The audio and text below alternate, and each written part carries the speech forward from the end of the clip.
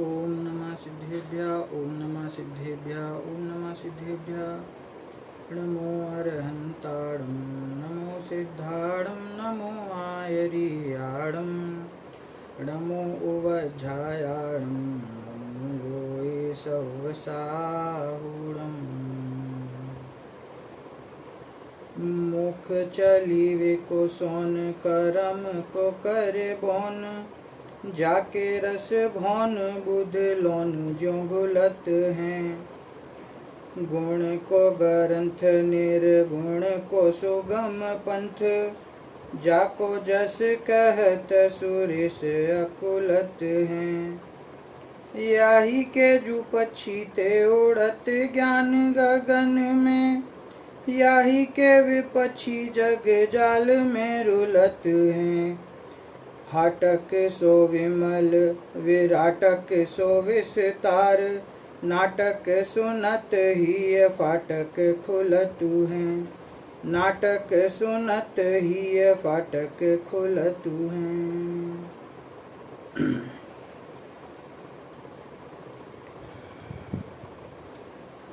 आचार्यों के आचार्य कुंद कुंद आचार्य देव द्वारा रचित यह ग्रंथों में ग्रंथ समयसार परमागम है। और इस समयसार परमागम की जो अद्भुत आत्मख्याति टीका आचार्य अमृतचंद्र देव ने लिखी है वह एक नाटक के रूप में लिखी है।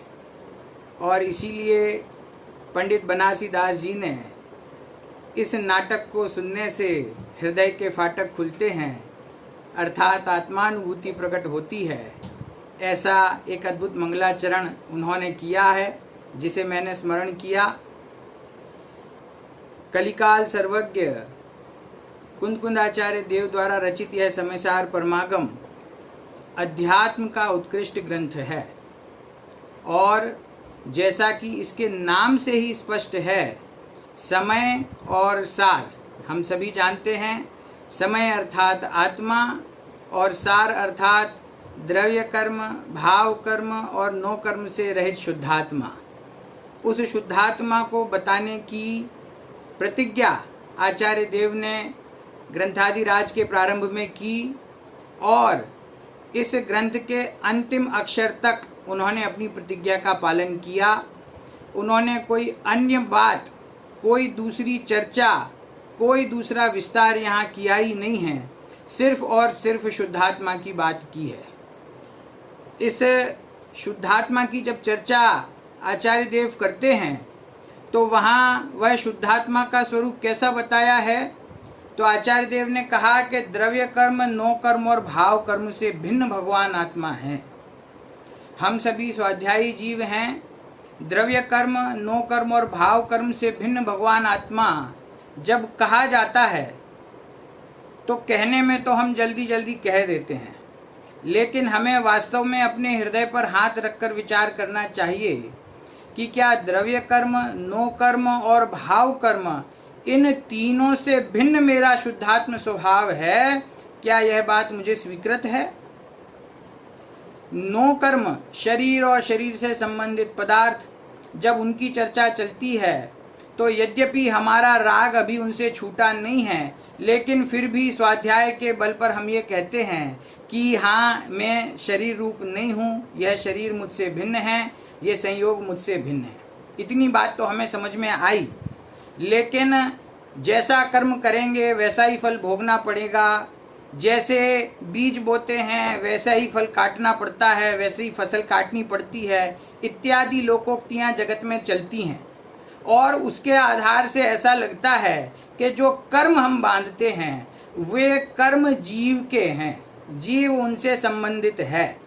लेकिन आचार्य देव ने उन द्रव्य कर्मों को भी आत्मा से अत्यंत भिन्न कह दिया। ये बात भी हमें पूज्य गुरुदेव श्री के प्रताप से स्वीकार हो गई कि द्रव्य कर्म भी जड़ होने से मुझसे अत्यंत भिन्न है। अब बात आती है भाव कर्म की।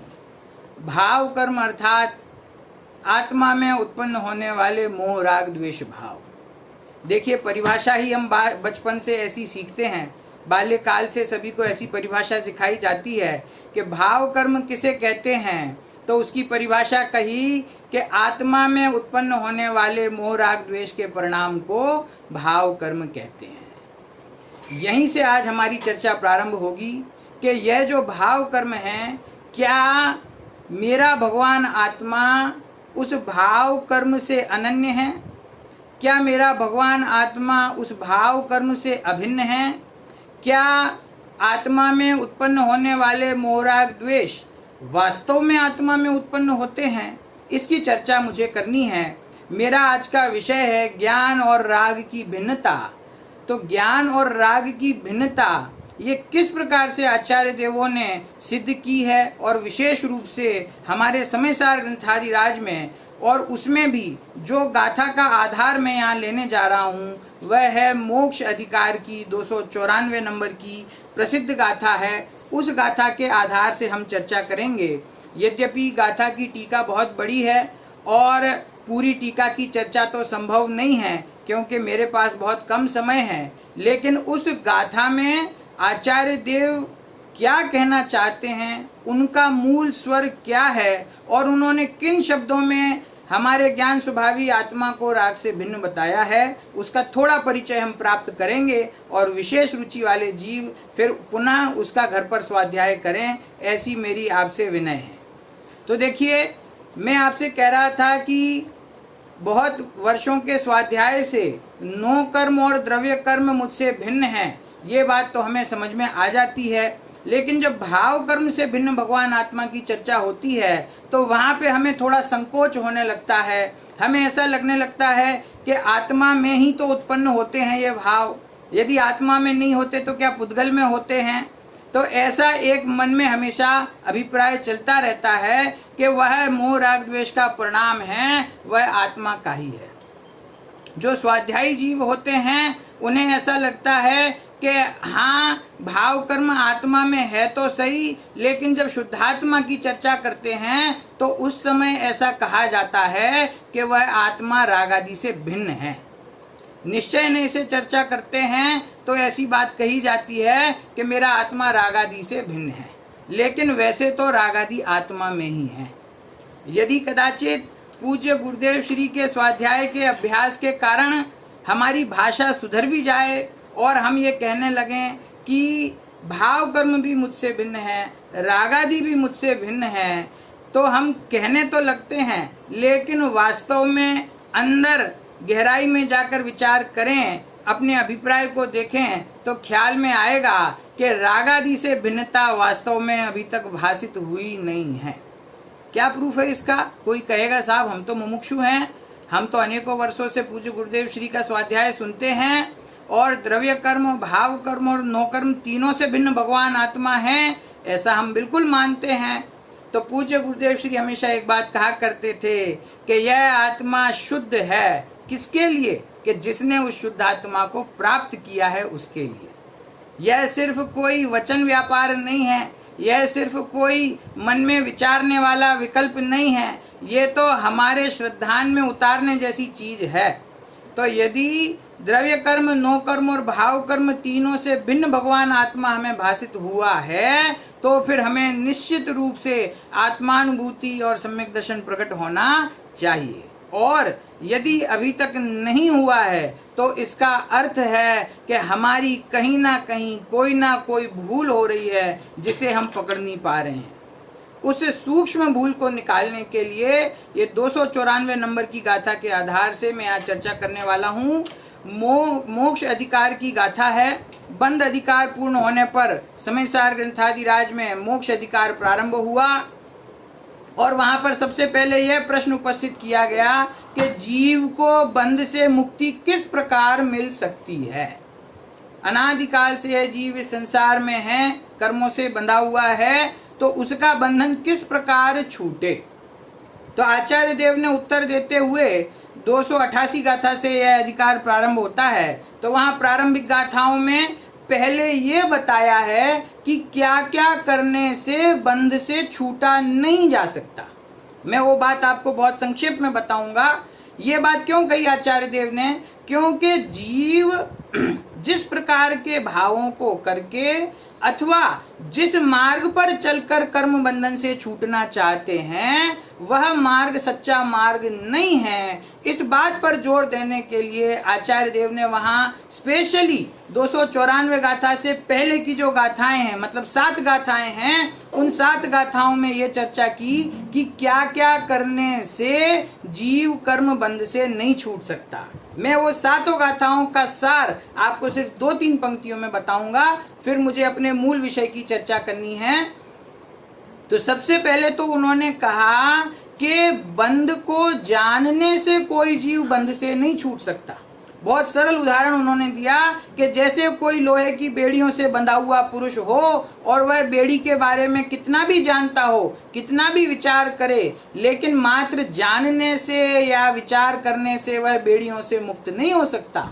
उसी प्रकार यह अनादिकाल से कर्म बंधन से बंधा हुआ जीव ऐसा विचार करे कर्म के स्वरूप का कि अरे ये कर्म तो बहुत बलवान हैं, ये कर्म 8 प्रकार के हैं, उनके उत्तर भेद 148 हैं और इन कर्मों ने मुझे जकड़ रखा है, ज्ञानावर्णी दर्शनावर्णी आदि कर्मों की स्थिति इतनी है, उनका अनुभाग ऐसा है, इत्यादि कर्मों के भेदों का विचार करने से, उनका ज्ञान करने से यह जीव कर्म बंधन से नहीं छूट सकता।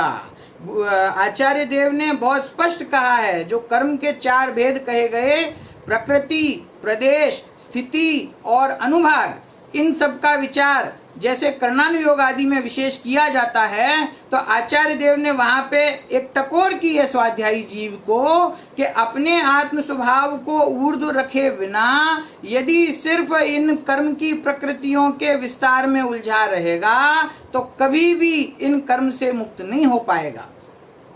तो आचार्य देव कहते हैं कि कर्म का ज्ञान करने से, बंधन का ज्ञान करने से बंध से नहीं छूट सकता, बंध का विचार करने से बंध से नहीं छूट सकता, कि बंध कितना मजबूत है, कितना पुराना है, ऐसा विचार करने से तो बंध से नहीं छूटा जा सकता। तो बंध से छूटने का उपाय क्या है? अब आती है यहाँ 294 नंबर की गाथा। वहां पर यह प्रश्न उपस्थित किया गया कि इस बंध से छूटने का उपाय क्या है। तो आचार्य देव ने उत्तर दिया कि आत्मा और बंध दोनों को भिन्न भिन्न जानना, उन दोनों के बीच भेद विज्ञान करना, यही बंध से छूटने का उपाय है। तो कोई प्रश्न करेगा कि अभी तो आपने कहा था कि बंध को जानने से बंध से नहीं छूटा जा सकता, और अब आप स्वयं कह रहे हैं कि बंध को जानेगा तो बंध से छूट जाएगा।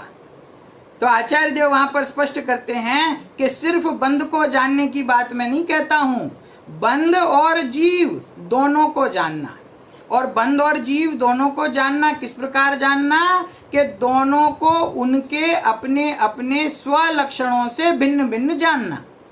अर्थात भाई जीव का लक्षण क्या है और बंध का लक्षण क्या है, इसका विचार करो। क्या यह जीव और बंध एक ही है? क्या दोनों की जाति एक ही है? क्या दोनों एक अभेद अनन्य वस्तु है? इसका विचार करो, उनके लक्षणों का विचार करो।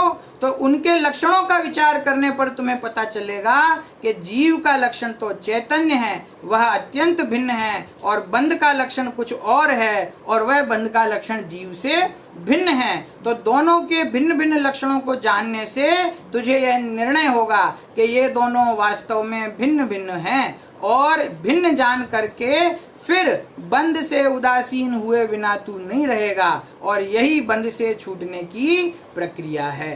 तो इस प्रकार से आचार्य देव ने 294 गाथा के प्रारंभ में ये बात कही कि जीव और बंध इन दोनों के नियत अर्थात निश्चित स्व लक्षणों को जानकर यह जीव कर्म बंध से मुक्त हो सकता है। ठीक है, मैं थोड़ा सा गति पूर्वक आगे बढ़ूंगा, क्योंकि ये गाथा तो ऐसी है कि मैं कई वर्षों पहले 10 लक्षण में इसको पूरे 10 दिन चला चुका हूँ। इसमें विस्तार और भाव इतना गंभीर है कि उसको बहुत जल्दी से तो पूर्ण नहीं किया जा सकता। फिर भी इस आधे घंटे के समय में हम सिर्फ उसका एक परिचय प्राप्त कर सकते हैं। मैं जो परिचय आपको दिखाना चाहता हूँ आत्मा का, जो आचार्य देव ने बताया है, उस एक पैराग्राफ पे मैं आपका थोड़ा ध्यान दिलाना चाहूंगा इस गाथा की टीका में मूल रूप से 2 पैराग्राफ हैं। उन 2 पैराग्राफ में पहले पैराग्राफ में आचार्य देव ने जीव का लक्षण बताया। उस पैराग्राफ में से जीव के लक्षण की एक पंक्ति पढ़ूंगा और फिर उसके बाद में बंध का जो पैराग्राफ है वो मुझे मुख्य रूप से आपको बताना है। तो देखिए मैं पढ़ रहा हूं, आत्मा का स्वलक्षण चैतन्य है क्योंकि वह समस्त शेष द्रव्यों से असाधारण है, अर्थात वह अन्य द्रव्यों में नहीं है।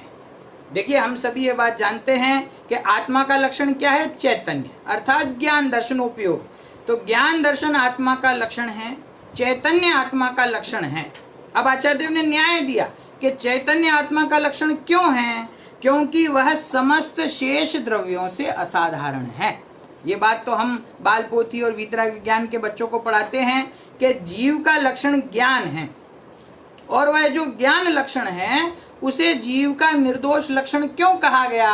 क्योंकि वह जीव का असाधारण लक्षण है। असाधारण का मतलब क्या होता है? असाधारण अर्थात अन्य किसी भी द्रव्य में नहीं पाया जाता, मात्र जीव में पाया जाता है, इसीलिए वह जीव का असाधारण लक्षण है। ठीक बात है। पुद्गल, धर्म, अधर्म, आकाश, काल, किसी भी द्रव्य में ज्ञान चैतन्य नहीं पाया जाता है, इसीलिए वह जीव का असाधारण लक्षण है। तो मैं एक ये वाक्य आपको याद रखने के लिए बोलूंगा कि आत्मा का स्वलक्षण चैतन्य है क्योंकि वह समस्त शेष द्रव्यों से असाधारण है। ठीक है, एक ये बात है। जीव का लक्षण ज्ञान है क्योंकि वह दूसरे द्रव्यों में नहीं पाया जाता। असाधारण शब्द का मतलब क्या है? कि जो जीव के अलावा अन्य किसी द्रव्य में नहीं पाया जाता, वह जीव का अपना असाधारण लक्षण है। जैसे हम उदाहरण के लिए पुद्गल द्रव्य में स्पर्श, रस, गंध, वर्ण आदि जो गुण हैं वे उसके असाधारण लक्षण हैं क्योंकि वे किसी दूसरे द्रव्य में नहीं पाए जाते। धर्म द्रव्य में गति हेतुत्व, अधर्म द्रव्य में स्थिति हेतुत्व, आकाश द्रव्य में अवगाहन हेतुत्व और काल द्रव्य में परिणमन हेतुत्व। ये सभी कैसे गुण हैं कि ये उन द्रव्यों के मात्र गुण नहीं हैं बल्कि उनके असाधारण लक्षण हैं। ठीक है ना? क्यों असाधारण लक्षण है? क्योंकि वो उस द्रव्य को छोड़कर किसी दूसरे द्रव्य में नहीं पाए जाते। ठीक है। अब यहाँ आचार्य देव ने जीव द्रव्य का परिचय दिया, उसका लक्षण बताया।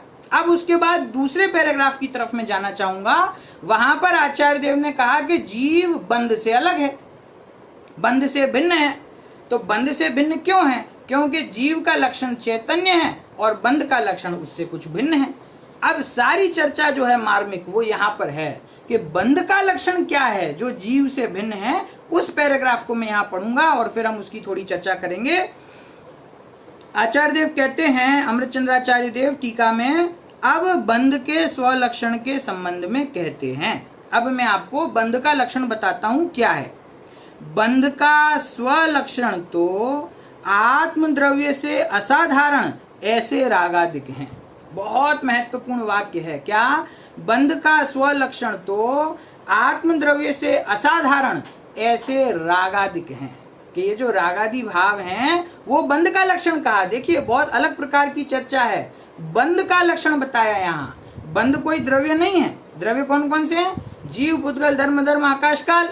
तो फिर ये बंध क्या है? बंध तो तत्व है। जीव, अजीव, आश्रव, बंध, संवर, निर्जरा और मोक्ष। तो ये जो बंध तत्व है, इस बंध तत्व का लक्षण क्या है? हमें कैसे निर्णय होगा बंध को देख करके कि यह बंध है? तो कोई तो कहेगा कि भाई जहां जहां जीव होता है वहां वहां कर्म बंध होता है, जहां जहां कर्म बंध होता है वहां वहां जीव होता है, इसीलिए बंध तो जीव का ही भाव है ना। लेकिन आचार्य देव ने यहाँ पर बंध का लक्षण अलग बताया जीव से। क्या कहा? कि बंध का स्वलक्षण तो आत्मद्रव्य से असाधारण ऐसे रागादिक हैं। अब मैं आपको पहला वाला वाक्य याद दिलाना चाहूंगा। असाधारण शब्द का अर्थ क्या था? कि चैतन्य आत्मा का स्वलक्षण है। क्यों है? क्योंकि वह अन्य शेष द्रव्यों से असाधारण है, अर्थात वो जीव में ही पाया जाता है, जीव के अलावा अन्य में नहीं पाया जाता चैतन्य। अब उसको यहाँ पर घटाकर देखिए कि बंध का स्वलक्षण तो आत्मद्रव्य से असाधारण ऐसे रागादिक हैं। राग आदि की जो परिभाषा कही है, जो स्वरूप बताया, वो क्या बताया कि वे रागादिक आत्मद्रव्य से असाधारण हैं और बंध के स्वलक्षण हैं। आत्मा से असाधारण कहा उसको, इसका मतलब क्या हुआ कि वे रागादि बंध में पाए जाते हैं, बंध का लक्षण है, और आत्म स्वभाव से असाधारण है। असाधारण शब्द का अर्थ समझिए मित्रों, असाधारण मतलब वे रागादि आत्मा से अत्यंत भिन्न हैं। असाधारण का मतलब क्या है कि वे रागादि आत्मा में पाए ही नहीं जाते। हम तो अभी ये अपेक्षाएं लगाते हैं कि कौन से नए से रागादि आत्मा में पाए जाते हैं और कौन से नए से नहीं पाए जाते। कोई ये कह सकता है कि अशुद्ध निश्चय नए से आत्मा रागी है, कोई ये कहेगा कि व्यवहार नए से आत्मा में राग है, आत्मा को रागी कहना ये व्यवहार है। ऐसे वाक्य जिनवाणी में और प्रवचनों में आते हैं। गुरुदेव श्री भी प्रकरण के अनुसार ये बात कहते हैं, लेकिन वास्तव में मेरा शुद्ध स्वरूप कैसा है, यहाँ तो उसकी चर्चा है। ये समय सार परमागम तो ये पीएचडी की क्लास है, तो इसमें बार बार पीछे जाकर के और पुरानी बातों को याद नहीं करना। यहाँ क्या करें आचार्य देव कि राग जो है वह आत्मद्रव्य से असाधारण है। क्यों है, देखिए उसका न्याय दिया है। मैं आगे की पंक्ति पढ़ रहा हूं। यहाँ रागादिक आत्मद्रव्य के साथ साधारणता धारण करते हुए प्रतिभासित नहीं होते। मतलब जैसा जीव का लक्षण है, जैसा जीव का स्वभाव है, जैसा जीव का स्वरूप है, वैसे ही ये रागादि का स्वरूप नहीं है।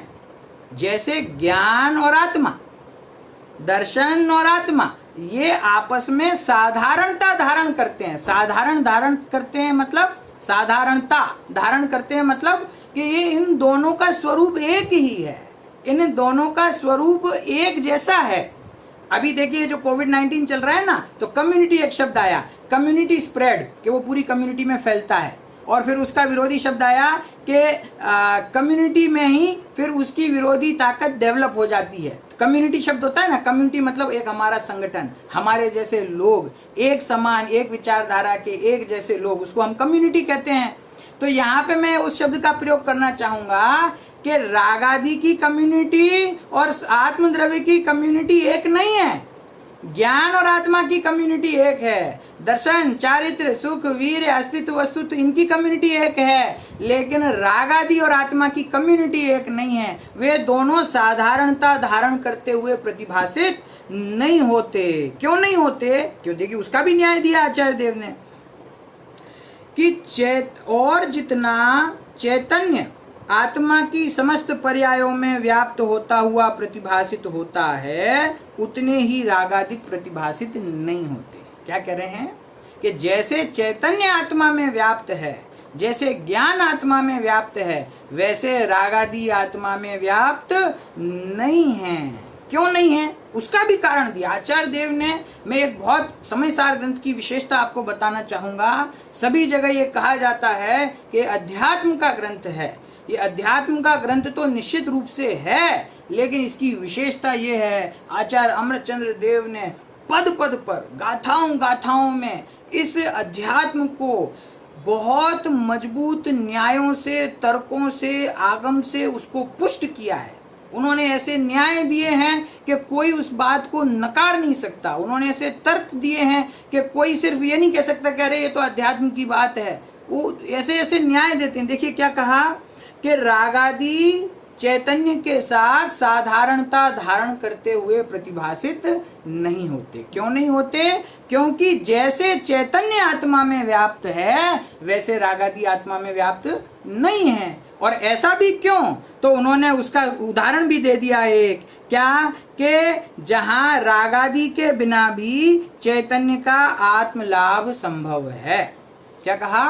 क्योंकि रागादि के बिना भी चैतन्य का आत्मलाभ संभव है। अर्थात ऐसा संभव है जगत में कि आत्म स्वभाव तो है, जीव द्रव्य तो है, लेकिन उसमें राग नहीं है। राग के बिना यदि पूरे जगत में एक भी जीव ना हो तो हम कह सकते हैं कि राग जीव का भाव है। लेकिन ऐसे जीव जगत में मौजूद हैं कि जीव तो है लेकिन राग नहीं है। कौन से जीव हैं ऐसे कि सिद्ध भगवान हैं, अनंत सिद्ध भगवान हैं, तो उनका आत्मा तो मौजूद है, उनका अस्तित्व तो है, लेकिन उस अस्तित्व में राग का अस्तित्व नहीं है। तो इससे क्या सिद्ध होता है कि राग भाव के बिना भी जीव का आत्म लाभ अर्थात उसका अस्तित्व संभव है। इसका अर्थ ये हुआ कि ये राग आत्मा का भाव नहीं है। और बहुत महत्वपूर्ण पंक्ति आ रही है आगे, वो एक ही पंक्ति जो मैं आपको यहाँ बताना चाहता था, अब उस पंक्ति की ओर मैं आगे बढ़ रहा हूं। रागादि की चैतन्य के साथ ही उत्पत्ति होती है, माफ कीजिए मैं एक शब्द भूल गया आगे, और जो रागादि की चैतन्य के साथ ही उत्पत्ति होती है वह चैत्य चेतक भाव अर्थात ज्ञेय ज्ञायक भाव की अति निकटता के कारण ही है, एक द्रव्यत्व के कारण नहीं। ये एक द्रव्यत्व के कारण नहीं, ये पूरी गाथा का प्राण है। देखिए क्या कह रहे हैं आचार्य देव कि तुमको जो ऐसा लगता है कि रागादि की आत्मा के साथ ही उत्पत्ति होती है, क्या क्या वाक्य लिखा है, मैं फिर से पढ़ रहा हूं, और जो रागादि की चैतन्य के साथ ही उत्पत्ति होती है, मतलब तुम्हें अज्ञानी को ऐसा जो भ्रम होता है कि राग है वो मेरे अंदर ही उत्पन्न हो रहा है, और कहाँ उत्पन्न होगा, है पुद्गल में तो उत्पन्न हो नहीं सकता, आत्मा में ही उत्पन्न होता है ना राग। तो ऐसा जो तुम्हें लगता है कि रागादि की चैतन्य के साथ ही उत्पत्ति होती है, वह चैत्य चेतक भाव की अति निकटता के कारण ही है, एक द्रव्यत्व के कारण नहीं। क्या कहा कि तुम्हें ऐसा जो लगता है ना कि राग मेरे आत्मा में ही उत्पन्न हो रहा है, ये तो भैया ज्ञेय ज्ञायक भाव की, वहां एक और शब्द का प्रयोग किया, चैत्य चेतक भाव।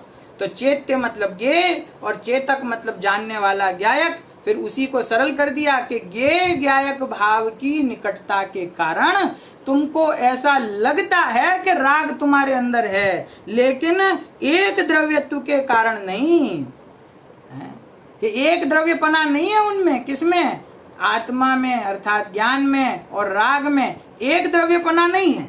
जिस द्रव्य में से ज्ञान उत्पन्न होता है उस द्रव्य में से राग उत्पन्न नहीं होता। बहुत देखिए, कोई कहेगा साहब ये तो निश्चयाभास जैसी बात हो गई, राग आत्मा में ही होता है, फिर भी आप कह रहे हो कि राग आत्मा में नहीं होता, ये तो निश्चयाभास हो गया। भैया निश्चयाभास नहीं हुआ, निश्चयाभास का डर उसको होता है जिसने आगम से प्रमाण से वस्तु का निर्णय ना किया हो, द्रव्य गुण पर्याय स्वरूप अखंड वस्तु को ना समझा हो, और सीधी शुद्धात्मा की शुद्ध नहीं की बात करने लगे, तो उसको प्रतिपक्ष को ना जानने के कारण से निश्चयाभास का भय हो सकता है। लेकिन जिसने आचार्य देव को यथार्थ रूप से समझा है, जिसने पूज्य गुरुदेव श्री से वस्तु के स्वरूप का निर्णय किया है, उसको निश्चयाभास का कैसा भय। मुझे मालूम नहीं है क्या कि द्रव्य के गुण होते हैं और गुण की पर्याय होती है, और राग की पर्याय भी आत्मा में ही होती है, लेकिन वह प्रमाण का विषय है, वो प्रमाण का विषय, उसकी यहाँ चर्चा नहीं है, उससे हमारे प्रयोजन की सिद्धि नहीं होगी। उस प्रमाण से विषय का यथार्थ निर्णय करके फिर उसमें अपने प्रयोजन की सिद्धि कैसे हो, उसको वो समझना हमारा प्रयोजन है। और जब शुद्धात्मा के पास हम पहुंचते हैं, शुद्धात्मा के स्वभाव के नजदीक जाकर देखते हैं, तो वहां पर कोई राग दिखाई नहीं देता, वहां पर राग है ही नहीं, वहां राग उत्पन्न होता ही नहीं। आचार्य देव के शब्द पढ़ रहा हूं, मेरी तरफ से नहीं कह रहा हूं। क्या कह रहे हैं आचार्य देव के, और जो राग आदि की चैतन्य के साथ ही उत्पत्ति होती है वह चैत्य चेतक भाव अर्थात ज्ञेय ज्ञायक भाव की अति निकटता के कारण ही है, एक द्रव्यत्व के कारण नहीं।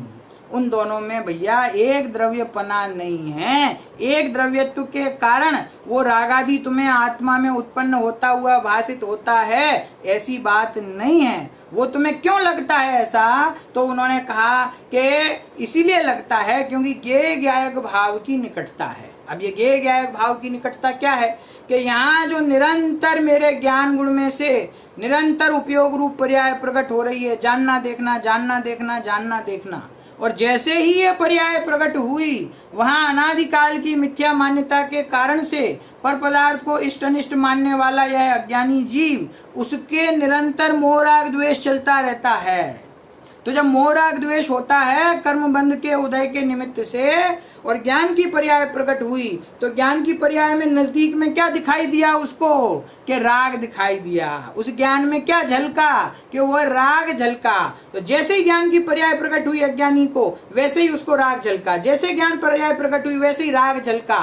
तो अनादिकाल से यह परंपरा चल रही है।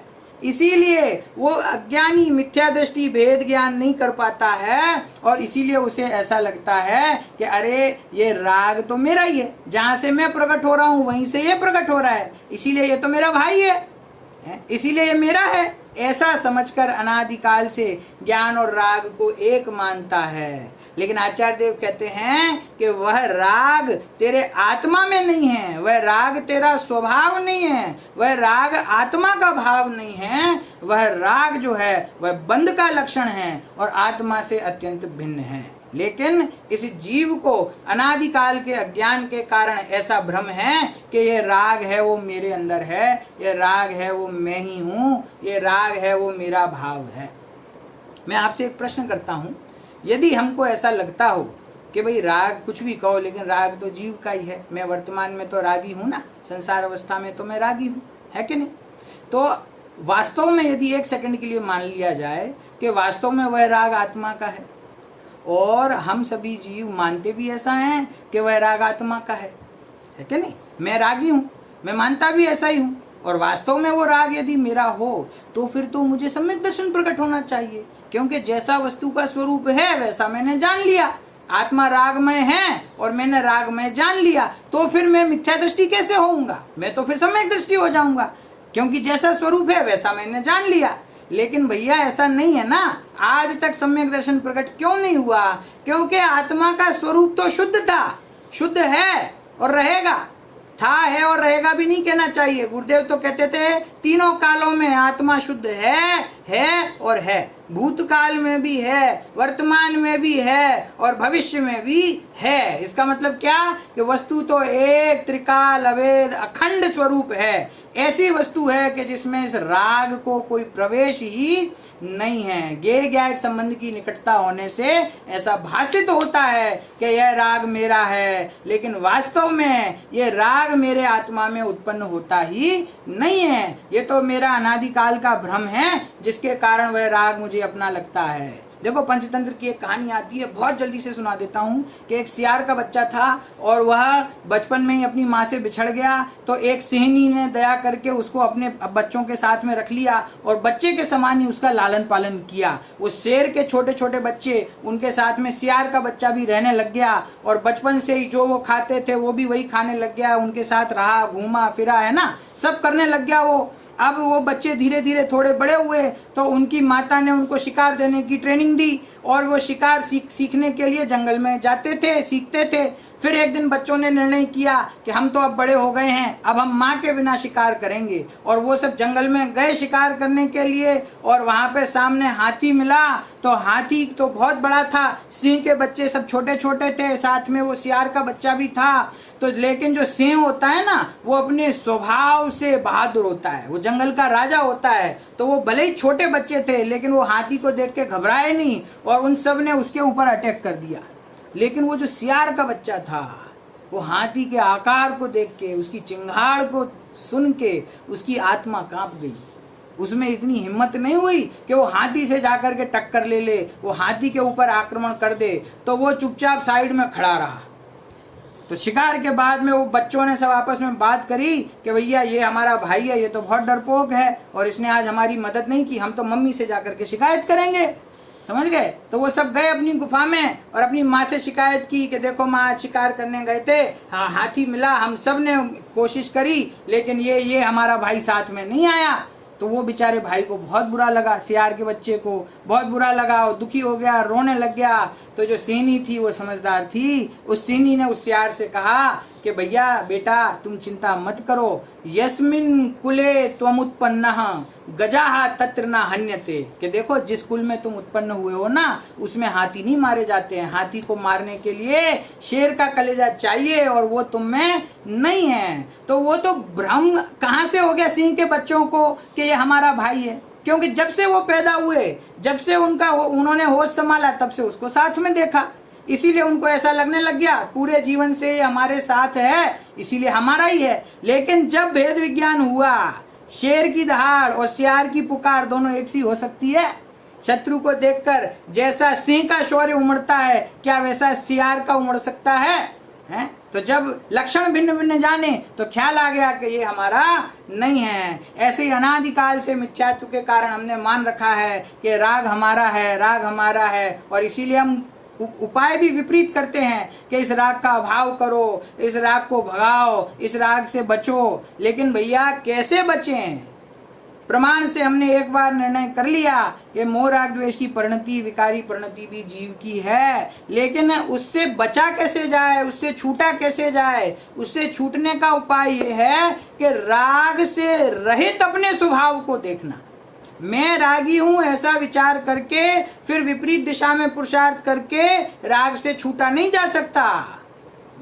मैं राग स्वभाव, राग से भिन्न मेरा ज्ञान स्वभाव है, राग मेरा स्वभाव नहीं है, मैं राग भाव से अत्यंत भिन्न हूं, ऐसा निर्णय हुए बिना उस राग से छूटा नहीं जा सकता। मैं ज्ञान आनंद स्वभावी हूँ। जब हम पढ़ते हैं आदरणीय छोटे दादा की रचना, कितना आनंद आता है, हम उसमें बोलते भी हैं, मैं रंग राग से भिन्न, भेद से भी मैं भिन्न निराला हूँ, बोल तो देते हैं, मैं रंग राग से भिन्न, भेद से भी मैं भिन्न निराला हूं, कह तो देते हैं, लेकिन विचार भी करना चाहिए कि रंग से भिन्न हूं अर्थात पुद्गल द्रव्य से, नो कर्म से, द्रव्य कर्म से भिन्न हूं, राग से भिन्न हूं, कहा तो है उसमें।